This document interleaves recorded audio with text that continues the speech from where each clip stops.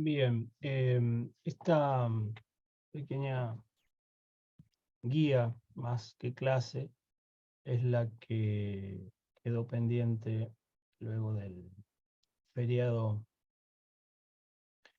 creo que fue del 20 de junio de 2023, y que después se sumó a a un paro del día jueves 22, creo. Entonces, más que nada, mi intención es guiarlos, indicarles una lectura del material referente a lo que es el proceso, a la temática de la ética de la comunicación, las herramientas propiamente. Lo que acá vamos a ver principalmente es eh, el trabajo de la autorregulación como un fenómeno para la deontología o la ética comunicacional.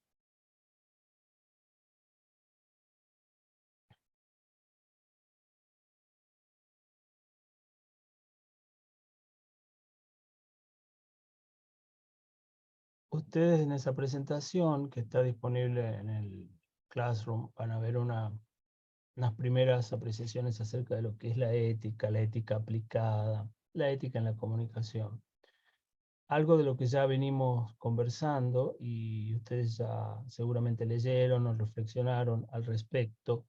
Ahora lo que me interesa es que se fijen en esta proposición, en este artículo de el autor Aznar, que es un autor español que nosotros siempre citamos y trabajamos bastante este texto en particular, que está en línea y que está también en el Classroom.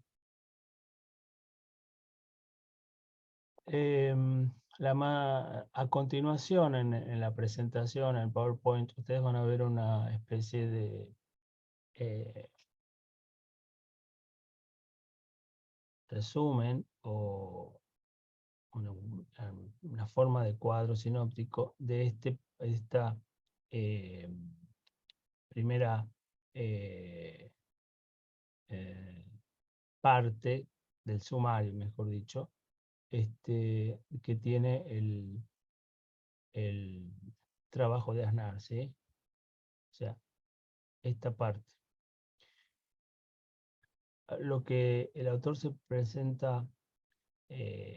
plantea, perdón, mejor dicho, en primer lugar, es cómo se regula la libertad de expresión. Después de hablar acerca de la regulación de los medios, de la libertad de expresión, de la distinta función que fueron teniendo los medios en el, en el trayecto histórico, que eso también algo lo vimos, la pregunta que él se va a plantear en primer lugar, y que ustedes van a ver que lo destaca, es ¿quién regula los medios? Entonces, hay dos opciones que él descarta por las circunstancias y los argumentos que ustedes van a leer allí, que es el mercado y el Estado. Es decir, no lo puede hacer, dice Aznar, ni el mercado por las deficiencias y los errores o falencias o intereses que van a eventualmente, me parece a mí, obturar el acceso a la verdad. Esa podría ser una de las objeciones, pero tampoco el Estado. ¿Por qué? Bueno, porque el Estado, en esta óptica que él plantea de la libertad de prensa con óptica de contrapoder o como de un contralor del Estado, va a ser, no digo yo, un enemigo de la libertad de prensa o del derecho a la información, pero siempre va a tender o a tener esa tendencia a regular, eventualmente a censurar la libertad o el derecho a la información. Por algo tenemos en la Constitución Nacional el artículo 14 y el artículo 14 del Pacto de San José de Costa Rica, que ya lo hemos visto también, que precisamente obturan, aparentemente con carácter absoluto, la posibilidad de censura previa. y que no hay legislación estatal, por lo menos respecto de la prensa escrita. Puede haber, ya vamos a ver, ley de medios con respecto a medios audiovisuales, que son las asignaciones de las frecuencias, pero en principio el Congreso de la Nación no puede regular ni establecer leyes que restrinjan la libertad de expresión. Ese es el principio tomado directamente de la primera enmienda de la Constitución norteamericana. Por eso hay un famoso aforismo que hay que tomarlo con pinzas también, pero que dice que la mejor ley sobre prensa es la que no está escrita o la que nunca se escribió. Bueno, como sea, esto también, el hecho de que el Estado no pueda regular aspectos de la libertad de prensa, sobre todo el contenido, la posibilidad de incidir en lo que se dice, o en lo que se informa, ha llevado también a la cuestión que también discutimos en el curso. Me refiero a la imposibilidad de que el Estado regule a través de un colegio público la actividad o la profesión de la comunicación, ¿sí? Concretamente, la posibilidad de que el Estado determine u otorgue una licencia para actuar como profesional de la comunicación, tal como lo hace respecto de los médicos, de los abogados, de los escribanos, etcétera, y todas las otras profesiones que ustedes conocen. Entonces, descartadas estas dos primeras posibilidades, Aznar se va a inclinar y va a decir lo que los comunicadores tienen como posibilidad es la autorregulación. Suena muchas veces utópico, creo que el mismo autor lo dice, pero la autorregulación es precisamente, como su nombre lo está diciendo, una regulación que ustedes, los propios comunicadores, por propia voluntad, deciden imponer a su actividad profesional, normas deontológicas si ustedes quieren. Y después ahí va a establecer también en el trabajo, y que es lo que necesitamos que analicen, las relaciones entre la autorregulación en el mercado, la autorregulación en el Estado, y sobre todo es importante también determinar lo que no es la autorregulación. Fíjense ustedes que aunque parezca extraño, aunque parezca una broma para algunos, decir, bueno, perfecto, o sea que ustedes son los únicos que se van a autorregular, o sea, la regulación va a venir de ustedes. Sí, en principio es así, porque no hay censura previa y es una actividad, ya vamos a ver en el devenir del cursado, sumamente protegida por el derecho y por la Constitución Nacional. Eso creo que en algún momento ya se los dije. Entonces, lo único que le queda a una prensa libre y responsable, o a un comunicador libre y responsable, es saber cuáles son los propios límites de esa actuación. Ojo, quiero que queden claros, no significa que no puede haber consecuencias jurídicas posteriores a lo que informan, a lo que digan, a lo que publican, pero eso va en otra circunstancia. Estaríamos, digamos, en el momento previo, preinformativo, por decirlo de algún modo, ¿sí? Ahí es donde hay una amplísima libertad de configuración y donde mayormente se juega la instancia ética o moral o deontológica. No es lo mismo, pero admito que ustedes lo puedan decir como sinónimos. Eh, y un gran ejemplo, me parece a mí, fue el que nos ofreció esta semana, el martes pasado, el martes 4 de julio de 2023, el periodista y estudiante de comunicación Matías Aguad, con ese ejemplo que nos dio acerca de cuando él decidió retirar la cámara de una escena de un accidente donde fue fallecida una persona, eh, la reacción que tuvo él y la reacción de toda la gente mirando aún la escena. Entonces, ese tipo de situaciones es donde mayormente aparece esta figura. ¿Sí? Solo como un ejemplo, hay muchísimos más.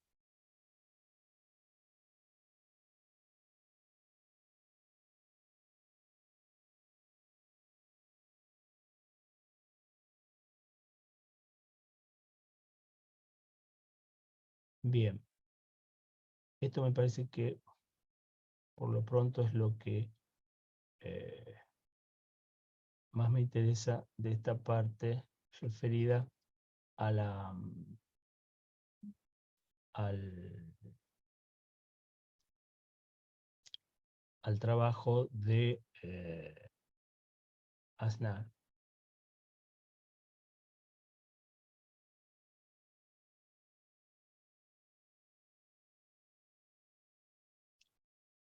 Una vez que hayan revisado y leído con detenimiento el trabajo de Aznar, van a encontrar en la presentación una serie de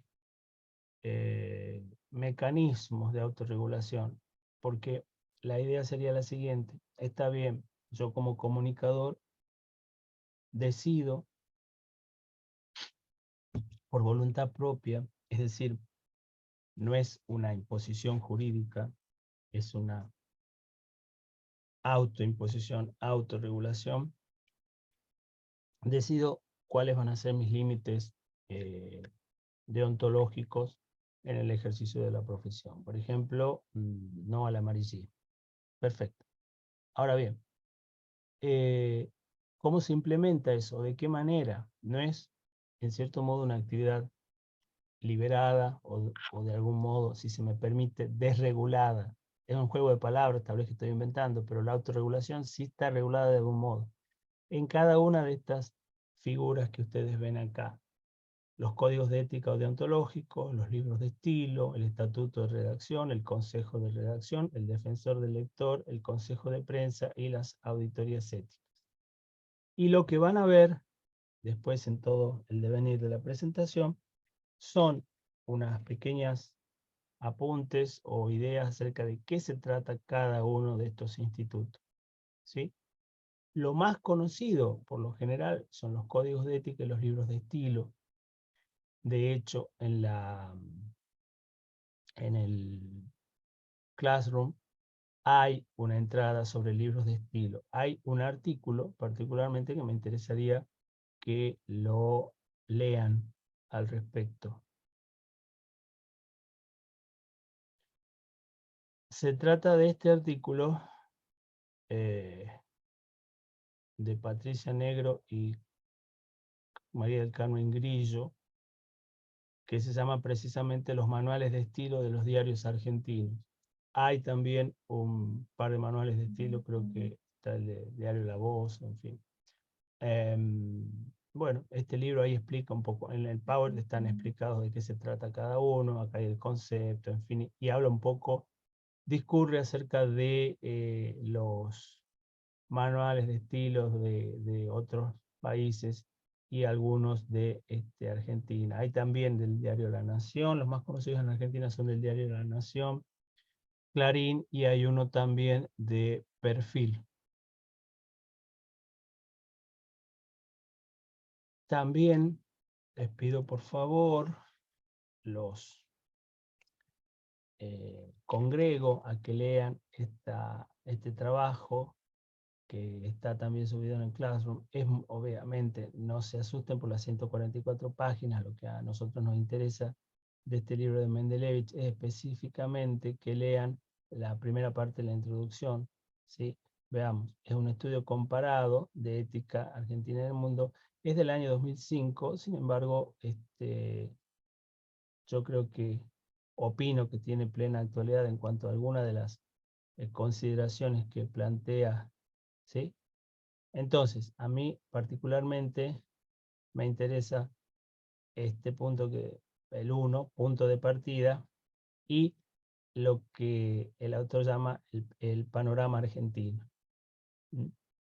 Básicamente, eh, eh, y hay algunos anexos también, es decir, todo, tienen algunos códigos de otros países, pero básicamente me interesa que vean eso. Y también este pequeño aporte de Javier Darío Restrepo, que ya vamos ahora mismo a señalar algo acerca de su actividad. Javier Darío Restrepo fue un periodista colombiano, ahí tienen ustedes una entrada en Wikipedia, pero pueden buscar muchísima información sobre él. y se caracteriza o tiene mucha importancia para el periodismo, porque como dice acá, fue autor de más de 30 libros sobre ética periodística y ha tenido, sobre todo, por ejemplo, en el trabajo de FOPEA, mucha influencia. Es, digamos, dentro del ámbito latinoamericano, diría yo, una referencia obligada al momento de hablar de ética periodística. Vuelvo a hacer una vez más la advertencia de que por una cuestión de literatura referida al tema, siempre los, los trabajos son sobre la ética del periodista, pero yo estimo que si de lo que se trata es de transmitir información en la comunicación, cualquiera sea la vertiente en que el profesional de la comunicación esté enrolado, comunicación institucional, eh, periodismo gráfico, eh, u otro tipo de tarea que englobe la transmisión de información, de conocimientos, de noticias, todos estos conocimientos, todas estas eh, obras intelectuales, literarias o académicas referidas específicamente al periodista, van a servir y deben servir para el ejercicio de la comunicación profesional, vuelvo a decir, en cualquiera de sus aspectos. Inclusive también si ustedes quieren dedicarse a la academia o a la enseñanza de la comunicación.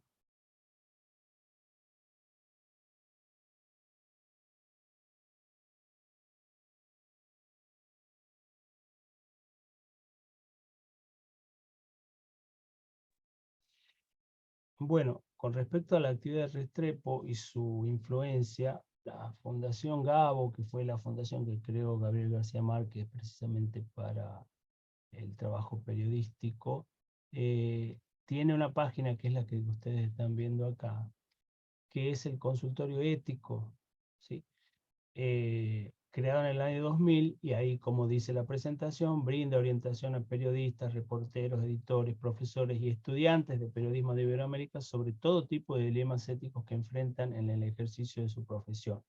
No sé si ustedes lo conocían, pero bueno, es una buena oportunidad en este momento para comenzar a trabajar y eventualmente consultar o compartir sus dilemas éticos, como dice acá en la página. Bueno, fíjense acá varias de las consultas que le están llegando y son muy recientes, una del día de hace 2 días, hoy es 8 de julio, esto es del 6 de julio.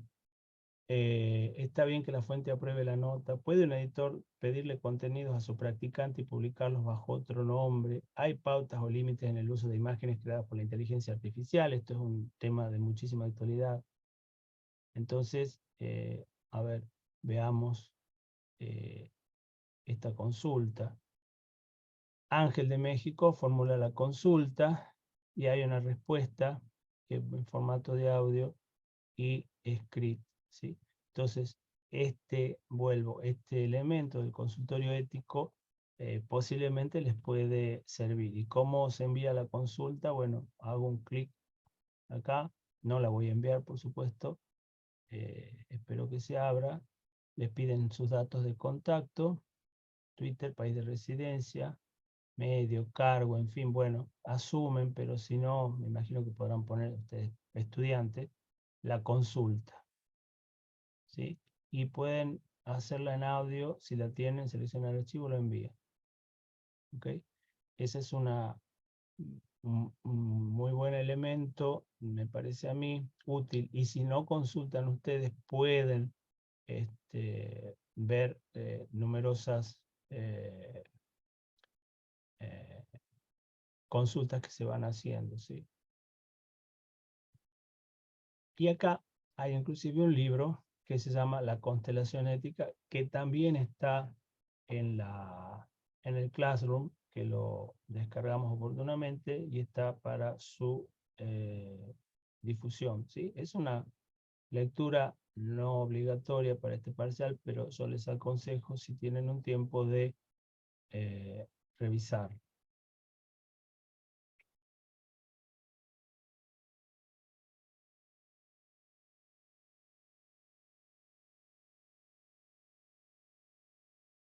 Este es el libro, La Constelación Ética,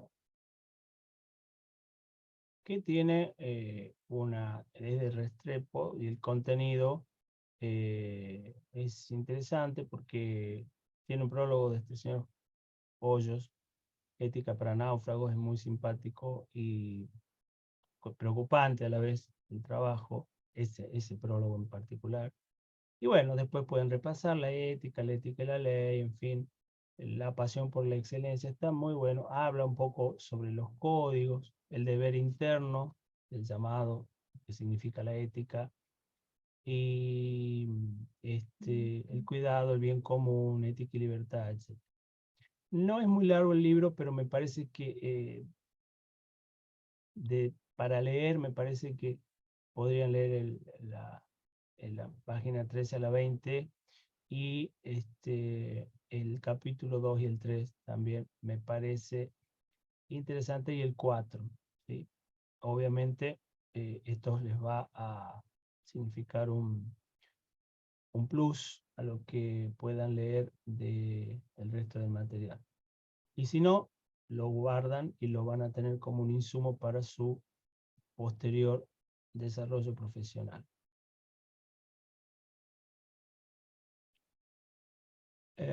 Bueno, eso es todo lo que yo tenía para aportarles. Me parece que esto no hay más que hacer de parte de ustedes que sentarse y leer.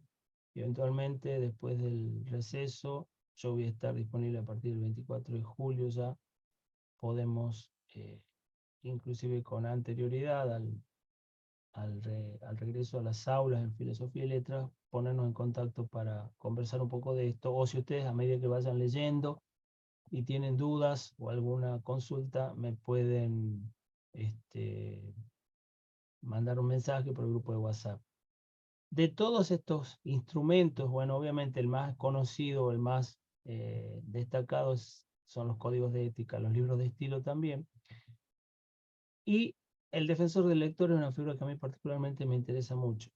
Ahora, todos estos eh, elementos, de todos estos elementos, los libros de estilo son los que tienen alguna inserción dentro del periodismo argentino, me parece a mí, diría yo mi opinión. También mezclado a veces o con algún interlineado de lo que son los códigos de ética o deontológico, algunas pautas, ¿sí? Eh, Después, el resto ustedes van a ver en la presentación que hay mucha influencia, mucho ejercicio de este tipo de tareas, estatutos, consejos, etcétera, defensor del lector, en muchos lugares de Latinoamérica y en Europa, sobre todo en España, en Gran Bretaña, pero en Argentina prácticamente son figuras desconocidas. De hecho, lo que nos contaba el otro día Matías acerca de que no hay un código, sí, en un medio como hay en otros, en un medio local, eh, las pautas son un poco eh, enseñadas o compartidas por compañeros de trabajo, pero no hay un código. Fíjense respecto de esto, es interesante La Voz del Interior, que tiene ese libro de estilo propio, es un medio del interior. ¿Qué es lo que quiero decir? No es tan difícil, me parece a mí, ponerse de acuerdo sobre valores éticos primarios, de base, y que se los compartan en el medio. De eso se trata. Eh, eh, pero bueno, es la situación en que está. Eso ustedes compárenlo o sientan el peso de las palabras que tiene la introducción de Mendelevich, el libro acerca de cómo estamos en la discusión ética en Argentina, ética periodística, o por qué no hay tanta discusión al respecto, etcétera, etcétera. El defensor del lector hay en algunos medios argentinos, sobre todo, vamos, algunos medios no, en un medio argentino que es el diario Perfil. Bien, lo que ustedes están viendo, lo que estamos viendo, este es el diario de hoy. Es una de las pocas ejemplos de autorregulación que tiene un medio argentino de importancia, bueno, no es La Nación, no es Clarín, pero es Perfil, que tiene también este, con una relevancia, me parece a mí, dentro de los medios argentinos, eh, que es el defensor de los lectores. ¿Okay? Ya van a ver ustedes de qué se trata el defensor del lector, pero a grandes rasgos es una persona relacionada con los medios, un periodista, en este caso Petrarca, creo que es periodista. Antes en algún momento fue Nelson Castro también, de Diario Perfil. Es una persona a la cual el medio le paga para que de algún modo observe, eh, ¿cómo decirlo?, deslices o incorrecciones éticas de la gente que escribe o de lo que escriben los propios periodistas del medio. Suena raro, pero es esto, es decir, el propio medio, si la empresa periodística no lo hace el Estado, obviamente el propio medio, le paga a una persona para que sea una especie de supervisor deontológico de lo que hace el propio medio. Entonces, ustedes vean esta dirección y busquen diversas columnas. El periodista o la persona que se dedica a ser defensor del lector recibe a veces críticas, observaciones acerca de notas que están saliendo en el medio. No es la carta a los lectores, no es un lugar donde, como pueden tener algunos medios, por ejemplo, notas, lo tiene, qué sé yo, Clarín, creo que lo tiene también La Nación, La Gaceta también. No, no son cartas al lector. Es otra figura, es un defensor de los lectores. ¿Defensor de qué? Bueno, en última instancia podríamos decir defensor de la verdad. Entonces, eh, hay veces en los cuales, fíjense ustedes los títulos de las notas, acá pueden acceder a todas las otras notas, ¿sí? El periodismo está en deuda con la verdad de la gente, la atención a la prensa militante. Esto me parece que es con respecto a una información que habían dado en un programa televisivo acerca de la hija de la vicepresidenta. Y ustedes van viendo que todos los títulos tienen que ver con el ejercicio profesional.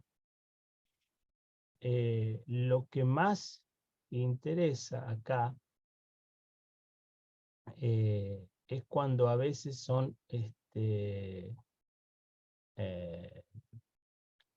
trabajos en los cuales el, el periodista, el defensor del lector concretamente, eh, observa algún trabajo o alguna nota propia del medio. ¿Ok? Entonces esto lo tienen que ir revisando y reciben las notificaciones o él mismo sin que nadie lo pida, digamos, de algún modo actúa de oficio, eh, trabajando sobre el material que el medio propone. Y en caso de que haya algo errado, lo hace saber y lo publica en su columna. Puede ser desde un dato histórico mal citado, desde un lenguaje sexista o un lenguaje que puede parecer discriminador o xenófobo, que por ahí se escapa en una nota. Bueno, sobre todo eso tiene que estar atento el defensor del lector. Bueno, esto es todo. Espero que cualquier duda o cualquier consulta o cualquier concepto que no haya quedado claro, me lo hacen saber y estamos en contacto. Bueno, hasta luego, nos estamos viendo y que tengan unas buenas vacaciones de invierno. Saludos.